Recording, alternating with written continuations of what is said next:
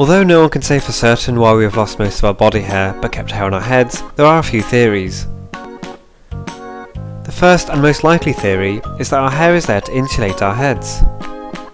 Due to the large surface area and blood flow to our heads, it means that a large amount of heat would be lost if it were not for the insulating layer of hair. The rest of our body hair would have been lost through the development of clothing, which makes body hair less important for survival. But wearing clothing on our heads is less practical and can obscure vision, meaning we would have kept the hair on our heads.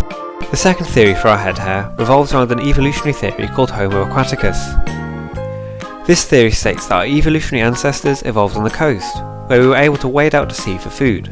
Being covered with hair and wading out to sea would have been a disadvantage, because we would have moved slower in the water and been cold when we came out.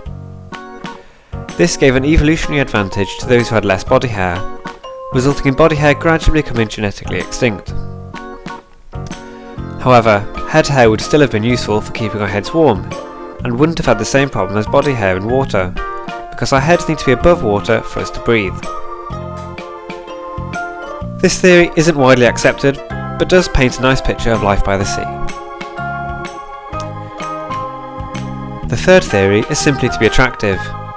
Having a good head of hair has been seen as a desirable trait for many years, and there is evidence that early humans would use gels to style their hair in a certain way, which was probably with the interest of attracting a partner.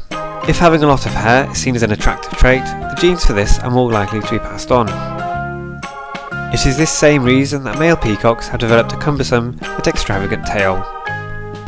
I hope you enjoyed this video, and if you did, please give it a comment, thumbs up and subscribe.